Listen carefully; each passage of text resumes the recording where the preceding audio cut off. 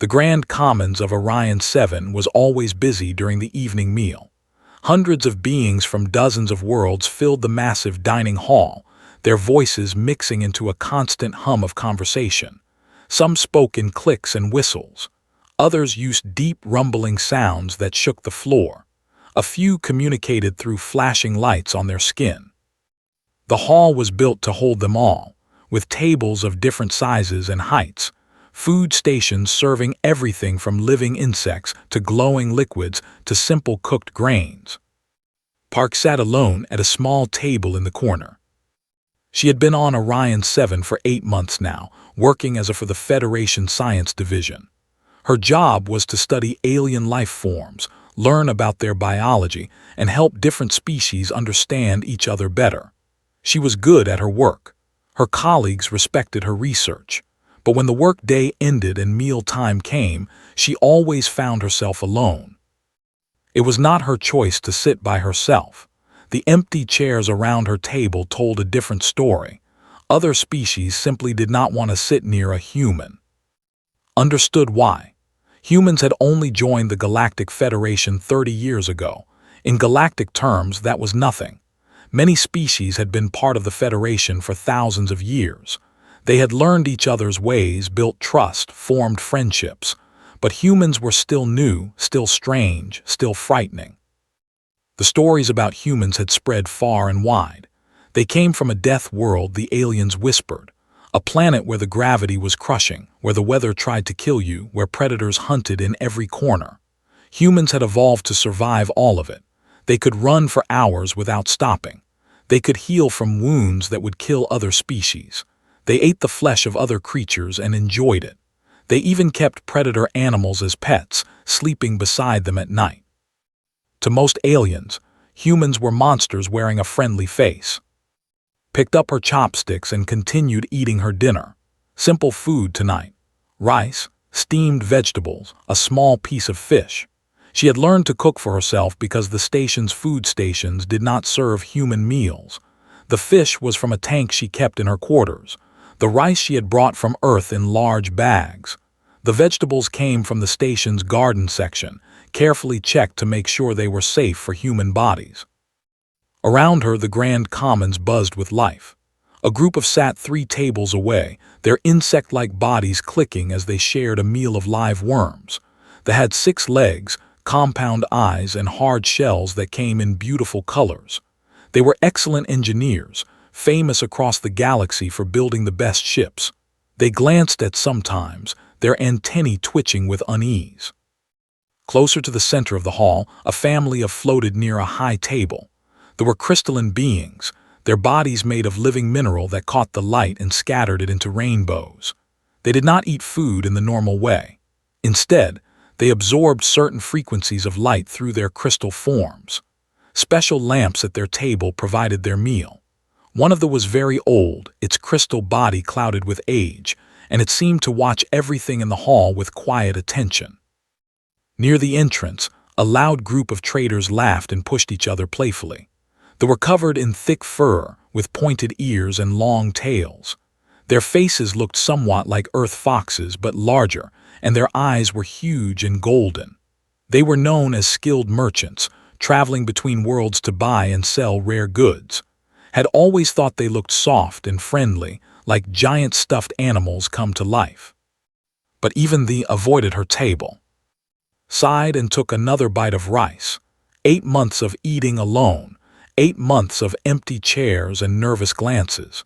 She was starting to get used to it, and that bothered her more than the loneliness itself. A person should not get used to being treated like a dangerous animal. She thought about her family back on Earth.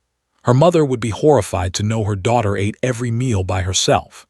In Korean culture, meals were for sharing. Food tasted better with company.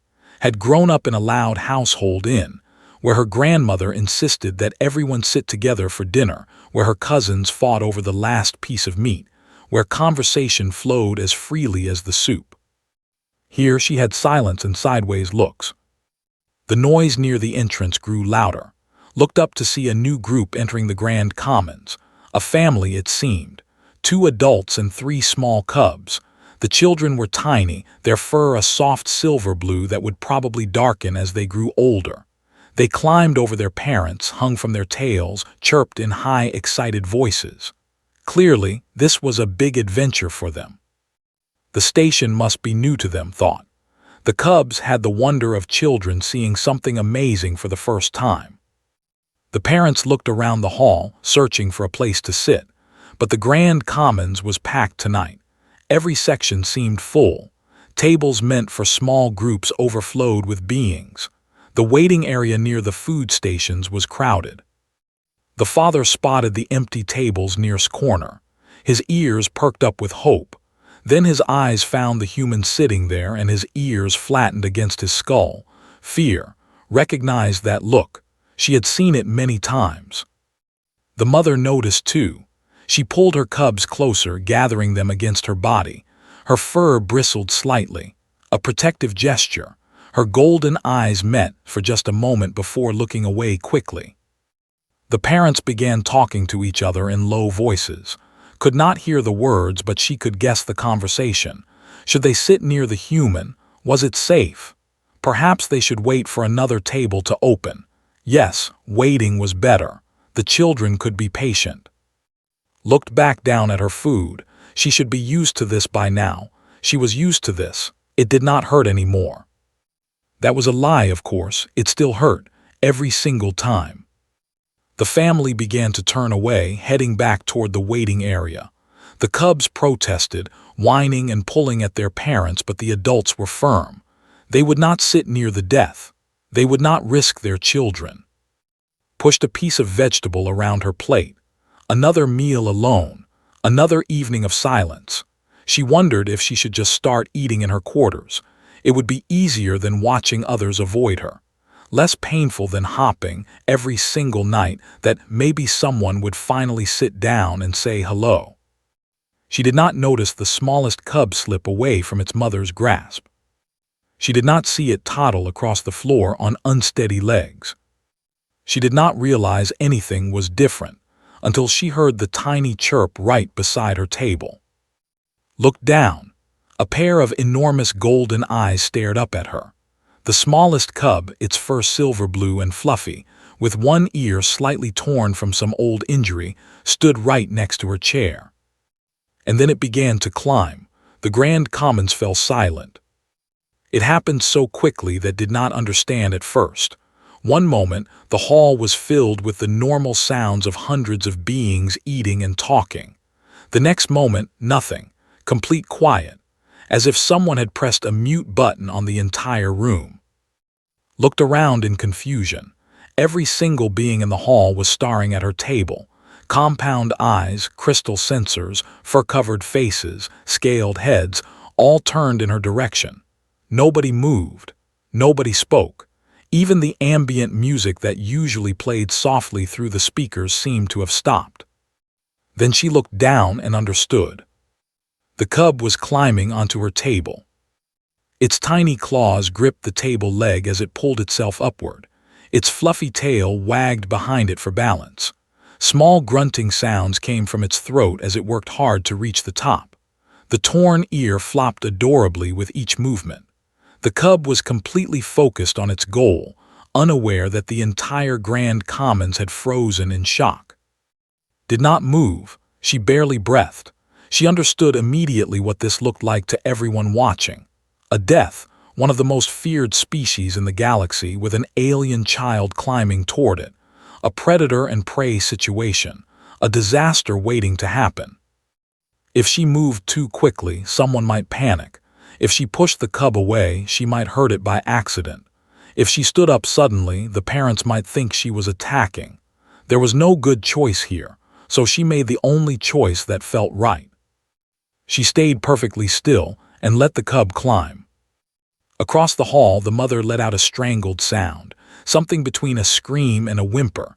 Her body shook with terror as she watched her baby crawl toward the human. She wanted to run forward and grab her child, but her legs would not move. Fear had locked her muscles in place. What if the human took her movement as a threat? What if the human hurt her cub in response? The father stood beside his mate, his own body frozen. His fur stood on end, making him look twice his normal size. His claws had extended without his control, a reflex from ancient times when his ancestors faced predators. But what could claws do against a death? Humans could take wounds that would kill a 3 times over. Humans had chased their prey across entire continents, running for days without rest. Humans had conquered their deadly planet and then reached for the stars. He could not save his child, he could only watch. The cub reached the top of the table. It pulled itself over the edge and sat down right in front of his plate of food. Its golden eyes studied the strange items before it. Rice, vegetables, a piece of cooked fish, nothing familiar, everything interesting. The cub sniffed at the rice. Its tiny nose twitched. Then it looked up its face and chirped. The sound was so small, so innocent, the simple curiosity of a child who had never learned to be afraid. Felt her heart squeeze tight in her chest. When was the last time any alien had looked at her without fear? When was the last time anyone had approached her just because they wanted to, not because they had to? She very slowly set down her chopsticks. The wooden sticks made a soft click against the table. The sound echoed in the silent hall like thunder. The cub tilted its head, watching her movements with fascination. It showed no fear. It showed no awareness of the danger that everyone else saw. To the cub was simply something new and interesting. Another being in a universe full of new and interesting things. "Hello there," said softly. Her voice was warm and gentle, the voice she might use with a human baby or a scared animal. "You're a brave little one, aren't you?" The cub chirped again. It reached out with one tiny paw and patted its hand. The touch was light, curious, exploring. The cub felt her skin, so strange and smooth compared to its own fur. It patted her again, harder this time, as if checking that she was real. A gasp ran through the watching crowd. Someone whispered something in a language did not know. The tone was disbelief, horror, amazement, all mixed together. Near the entrance, the other 2 cubs watched their sibling with wide eyes. They saw the human sitting calmly while their littermate touched her. They saw no danger. They saw no threat.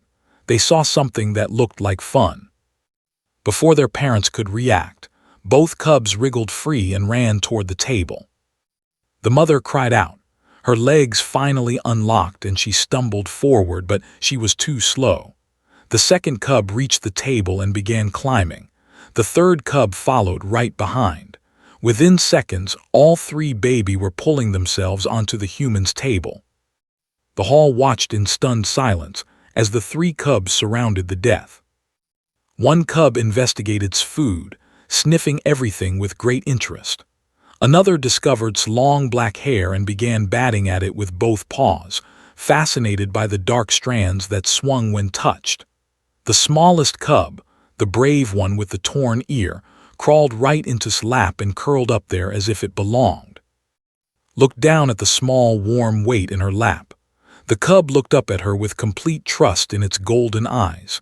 Then it yawned, showing tiny sharp teeth, and laid its head down on her thigh. It was falling asleep, on a human, in front of everyone. The mother made a sound like she was dying. The father grabbed her arm to keep her from falling over. At a nearby table, an engineer clicked rapidly to its companions. The translation device War picked up bits of the conversation. "What is happening? Why is it not attacking? This makes no sense. The data does not support this." A merchant turned its crystalline body to get a better view. Rainbow light scattered across nearby tables as it moved. Its old voice rumbled through the air, speaking in the common trade language so all could hear. "Interesting," the ancient said. "Most interesting indeed." Heard the words but did not respond. She was too busy watching the cubs explore her dinner. The one playing with her hair had gotten some strands tangled in its claws and was now struggling to get free. The one investigating her food was about to knock over her water cup. Without thinking, reached out and steadied the cup. A simple movement, a natural response. The hall gasped again. The death had moved, quickly, toward the children. But nothing terrible happened. The cup remained upright. The water did not spill. The cubs kept playing, unharmed and unafraid. Slowly, the one tangled in its hair let out a frustrated whine. It pulled and twisted, but only made the tangle worse. Its tiny voice rose in distress. Gently reached over and began to untangle the soft fur from her hair. Her fingers worked carefully, patiently, making sure not to pull too hard. The cub stopped whining and held very still, somehow understanding that the human was helping. Within moments, the cub was free. It shook its small head, fluffing out its fur, and then went right back to batting its hair as if nothing had happened. A strange sound filled the Grand Commons. It took the watching aliens several seconds to identify it. The human was laughing. It was not a cruel sound, not a predator's growl or a hunter's cry. It was soft and warm and genuine, the sound of someone who found something truly delightful. Laughed because the cubs were adorable and silly and completely unafraid of her. She laughed because for the first time in 8 months, she did not feel alone. She laughed because sometimes the universe surprised you with small, perfect moments. The parents stared at the laughing human, surrounded by their children, and felt their entire understanding of the galaxy begin to crack. The cub with the torn ear had fallen completely asleep in its lap. Its small body rose and fell with each breath. Its tiny paws twitched sometimes, chasing something in its dreams. The warmth of it seeped through its clothes and made her heart feel soft and full. She had forgotten what this felt like, being trusted, being close to another living being without fear between them. The other 2 cubs continued their exploration. One had discovered that its uniform had pockets and was now trying very hard to climb inside one. The other had moved on from her hair to her ears, patting at them with great curiosity. Human ears were so small and round compared to ears, so strange, so interesting. Sat perfectly still, letting them explore. A smile lived on her face that she could not have removed even if she tried. Around her, the Grand Commons remained frozen in disbelief. Hundreds of beings watched the scene without understanding it. Everything they knew about humans said this should not be happening. Death were territorial. Death were aggressive. Death did not let small creatures climb all over them without reacting with violence. Yet here was a human, surrounded by alien children, looking happier than anyone had ever seen her look before. The cub investigating the food finally found something that smelled acceptable: the cooked fish. It grabbed the piece in both paws and brought it to its mouth, ready to take a bite. "Wait," said softly. The cub paused. It looked at her with confusion in its golden eyes. Was it not supposed to eat this? The human had been eating it. Knew that some Earth foods were dangerous for other species. Fish was usually safe, but she was not completely certain about biology. She was she knew things. Quickly, she ran through what she remembered about the digestive system. Omnivores like humans, protein tolerant. No known allergies to Earth fish species. The fish she had cooked was plain, no spices or salt, prepared simply because that was how she liked it. It should be safe, probably, hopefully. The cub was still waiting, the fish held in its tiny paws. "Okay," said, nodding. "You can eat it, but slowly, small bites." The cub did not understand her words, but it understood her tone. Permission. It stuffed the entire piece of fish into its mouth at once and chewed happily. So much for small bites. Shook her head with amusement. Cubs were cubs, no matter what species, always in a hurry, always eager, always completely certain that they knew better than adults. A new sound cut through the silence of the hall. Footsteps. Someone was approaching. Looked up to see the mother walking toward her table. The mother's steps were unsteady, her fur still bristling with fear, but she was moving. That took courage, real courage. Behind her, the father followed. His claws had retracted, but his body remained tense, ready to fight, ready to grab his family and run, ready for the death to finally reveal her true nature. The mother reached the table and stopped. For a long moment she just stared at the scene before her. Her cubs, completely comfortable with the human. Her smallest baby asleep in the human's lap. The human herself sitting quietly, making no threatening moves. The mother's voice came out as a whisper, "Please." Looked at her and waited. "Please," the mother repeated, her words tumbled out in a rush. "They are just children. They do not know any better. They have never seen a human before. They do not understand what you are. Please do not hurt them. Please, I will do anything. I will give you anything. Just please do not hurt my bobbies." She was begging for their lives. The realization hit like a physical blow. This mother genuinely believed that might kill her children. This mother had watched her cubs climb onto a death's table and had spent the last several minutes convinced that she was about to watch them die. Felt sick. She felt sad. She felt angry at a galaxy that had taught this mother to fear so deeply. "I would never hurt them," said. Her voice was thick with emotion. "Never, do you understand? I would never hurt children." The mother blinked. The words did not compute. Why would a predator spare prey? Why would a death show mercy? "They are beautiful," continued. She looked down at the sleeping cub in her lap, at its soft fur and torn ear. "This little one especially, so brave. Most adults on this station will not come near me, but this tiny cub walked right up and climbed onto my table like it was nothing." She looked back up at the mother. "You should be proud. You are raising fearless children." The mother's mouth opened and closed several times. No sound came out. She did not know how to respond to this. Nothing in her life had prepared her for a kind human. The father stepped forward. His voice was gruff, trying to hide his own confusion.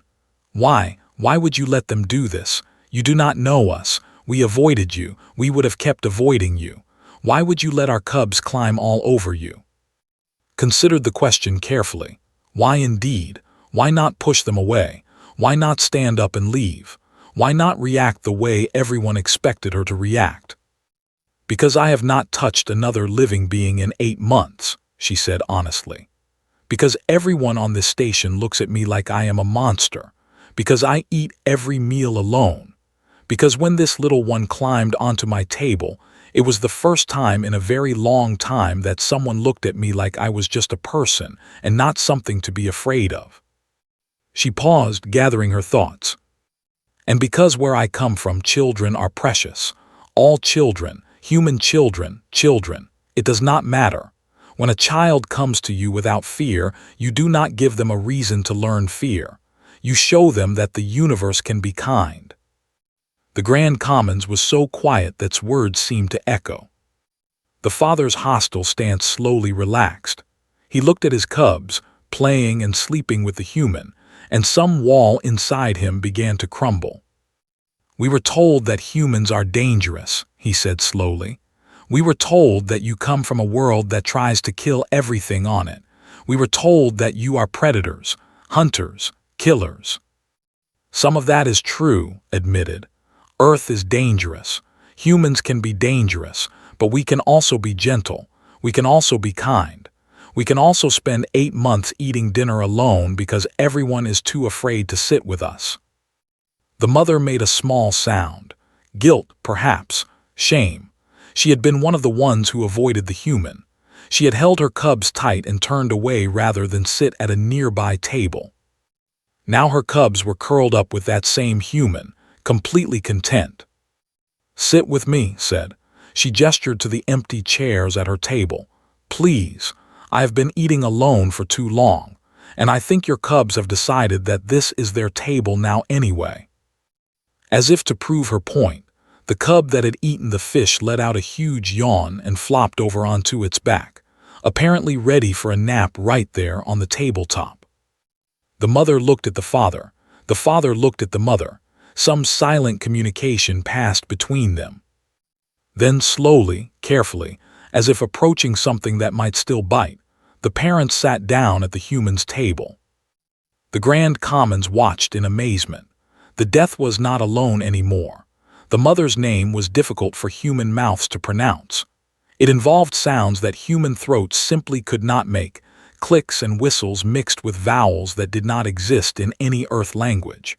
When tried to say it, the result was so mangled that the cubs woke up and stared at her with confusion. "You may call me Bora," the mother said finally. "It is close enough to one of the sounds in my name, easier for you." Bora repeated, "That is actually a Korean name. It means purple." "What is Korean?" "A culture on my planet, a group of humans who share language and traditions and history. I am Korean." Bora's ears perked up with interest. "Your species has different groups within it, different cultures." "Thousands of them," said. "We have never been unified as one people. We have different languages, different beliefs, different ways of living. Sometimes we fight with each other. Sometimes we help each other. We are complicated." The father, who had given his name as something shortened to, leaned forward with curiosity. "This is strange to us. They are one people. We have regional differences, yes, but we share one language, one set of customs. We do not fight among ourselves." "Humans are not like that," said. "We have spent most of our history fighting each other. Only in the last few hundred years have we started working together more than fighting. Joining the Galactic Federation helped, having something bigger than ourselves to be part of." The sleeping cub in her lap stirred and made a small sound. Automatically adjusted her position to make it more comfortable. The movement was natural, instinctive. The kind of movement a parent makes without thinking. Bora watched this with wide eyes. "You care for it as if it were your own." "All children deserve care," said simply. "It does not matter whose child they are." "But this is not how predators behave," said. He seemed genuinely puzzled. "Predators protect their own young and ignore the young of others. Predators compete for resources. They do not share food with strangers or let strange children sleep on them." Smiled sadly. "Is that what you think humans are, simple predators?" "That is what we were taught. Death are dangerous. Humans especially so. You come from a planet where everything is trying to kill you. You evolved to be the most dangerous thing on your world. How could you be anything but predators?" "Let me tell you something about humans," said. She settled more comfortably in her chair, careful not to disturb the sleeping cub. Around them, the Grand Commons had slowly returned to its normal noise level, but many beings still watched their table with fascination. "We are predators, yes, but we are also something else. We are social animals. We survive by forming groups, by working together, by protecting each other." She paused, choosing her words carefully. "On Earth, there is a saying, 'It takes a village to raise a child.' This means that children are not just the responsibility of their parents. The entire community helps raise them. Neighbors watch out for children that are not their own. Strangers will stop to help a lost child find its parents. If a child is in danger, any adult nearby will try to help, even if it puts their own life at risk."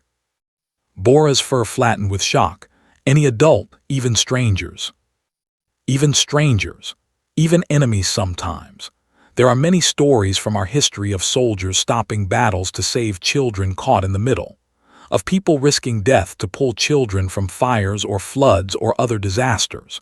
Protecting children is so deep in our instincts that most humans cannot ignore a child in need, no matter who that child is." Shook his head slowly. "This does not match what we were told about your species." "What you were told is not wrong," said.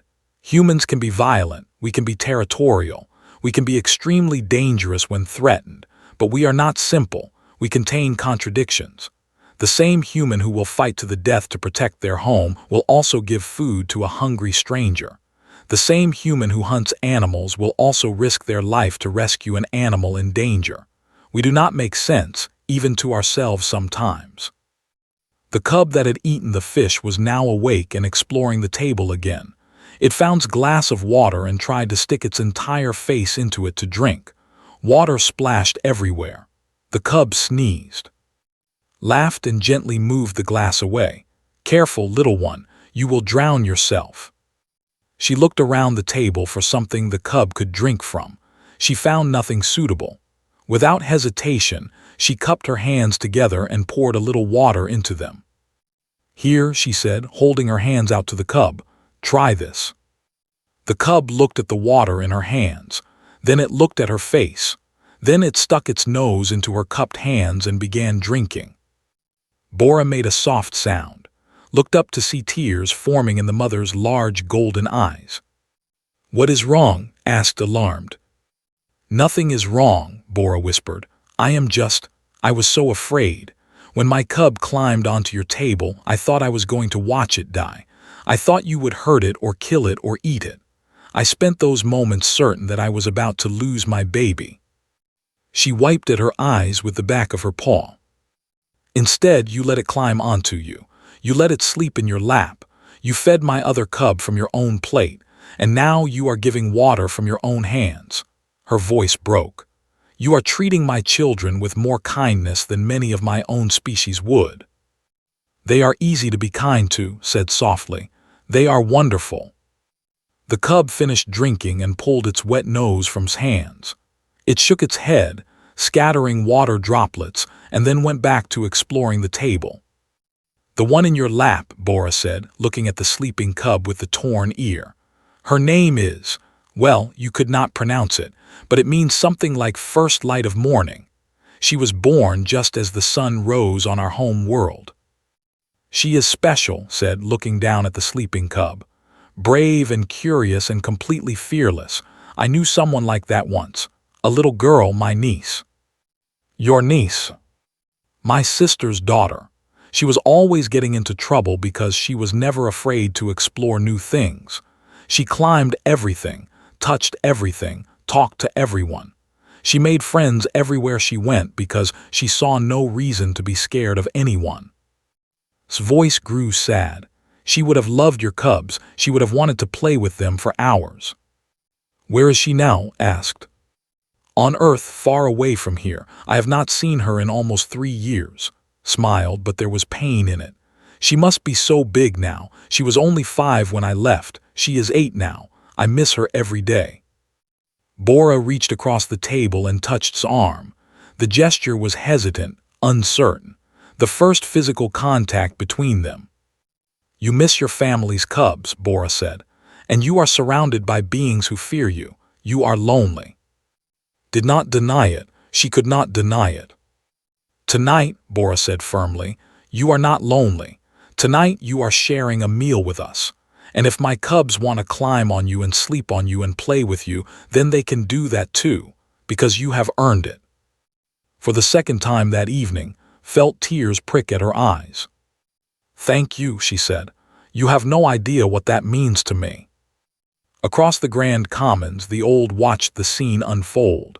Its ancient crystal body flickered with internal light. It had seen many things in its long life. Species meeting for the first time.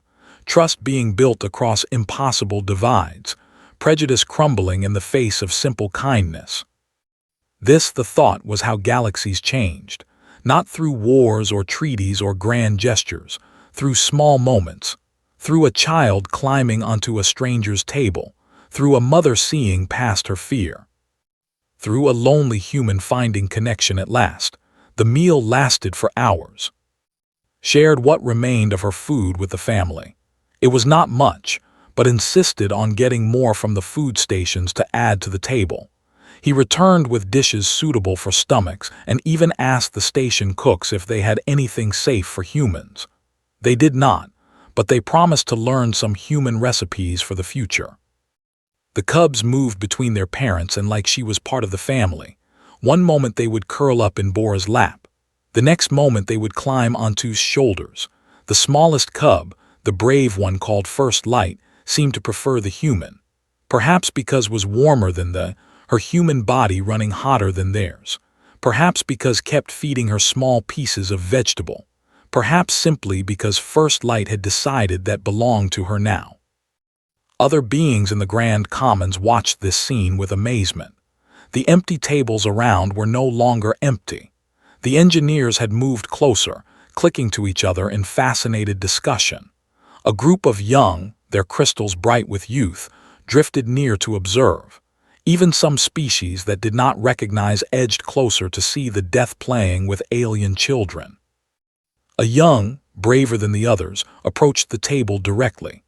Its carapace was a beautiful shade of blue, and its compound eyes reflected the lights of the Grand Commons like 1,000 tiny stars. "Excuse me," it said in careful trade language. "May I sit here? The viewing is better from this position." Blinked in surprise. "You want to sit near me?" "The children do not fear you," they observed. "Children are good judges of danger. Their instincts are pure. If they do not fear you, perhaps there is no reason to fear." This logic was strange but oddly touching. Gestured to an empty chair. "Please sit." The sat, other beings watched. Then slowly more joined. The table next to filled with curious observers. Then the table after that.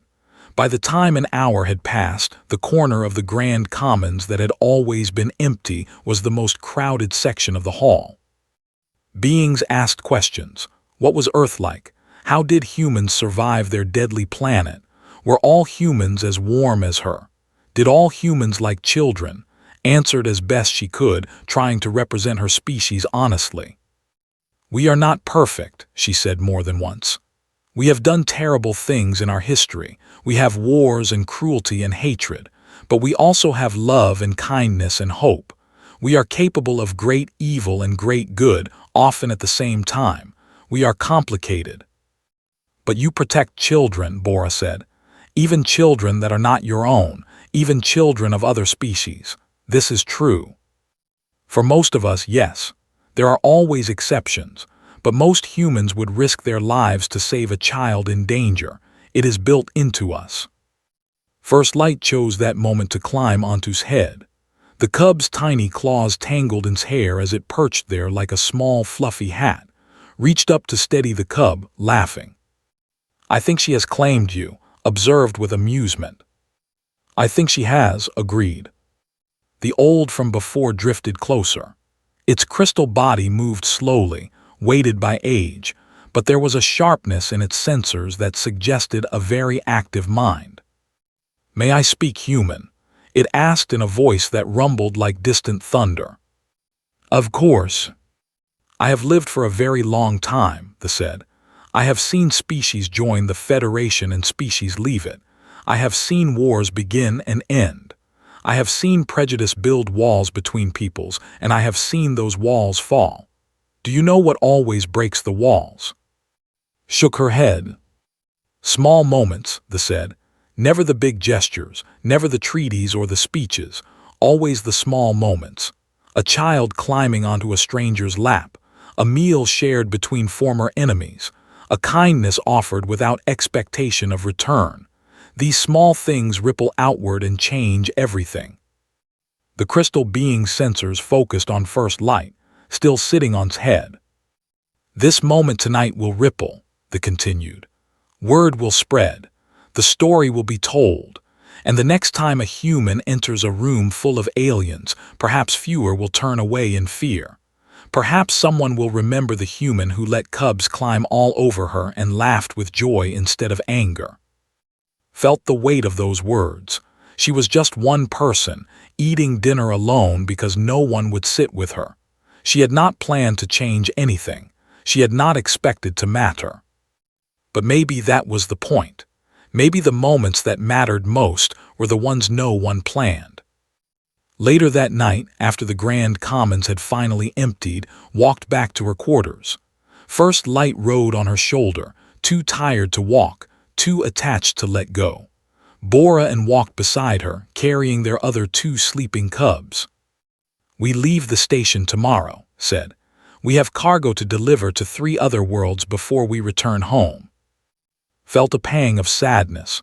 Of course they were leaving. Everyone left eventually. "I am glad I met you," she said. "All of you." Bora touched his arm again, more confident now. "We will come back through Orion 7 in 4 months. Perhaps we will see you again." "I would like that." "And perhaps," Bora added with a sly look in her golden eyes, "First Light will be old enough to remember you by then. She seems very attached." The cub in question had fallen asleep on shoulder, drooling slightly onto her uniform. Did not mind at all. They reached the corridor where their paths separated, gently removed the sleeping cub from her shoulder and handed her back to Bora. First Light made a small sound of protest but did not wake. "Thank you," said. "You have no idea what tonight meant to me." "I think I do," Bora replied. "Loneliness is loneliness no matter what species feels it, and tonight you were not lonely, neither were we." They said their farewells.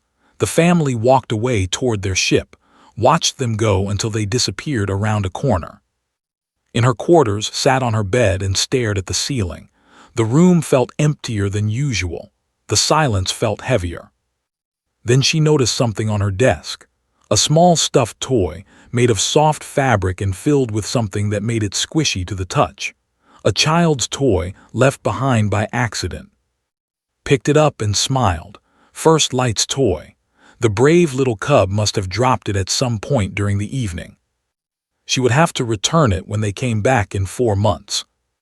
Set the toy on her pillow and got ready for sleep. For the first time in 8 months, she did not dread waking up tomorrow. For the first time since arriving on Orion 7, she felt like she had a reason to look forward to the future. Maybe tomorrow she would eat in the Grand Commons again. Maybe some of the beings who had watched tonight would remember. Maybe someone would sit with her. Or maybe she would sit alone again. That was okay too, because now she knew something important. The walls could fall. The fear could fade. It just took time and patience and small moments of connection. And somewhere out there, traveling between stars, a father was recording a message to send to his home world. "We met a human today," he said into the recorder. "Our cubs climbed all over her. She let them sleep on her and fed them from her own plate. She was warm and kind and lonely, just like any of us might be." He paused, choosing his next words carefully. "I think we have misunderstood something important about them. I think everyone has. Maybe it is time we start learning the truth." The message would reach his home world in a few days. His family would hear it.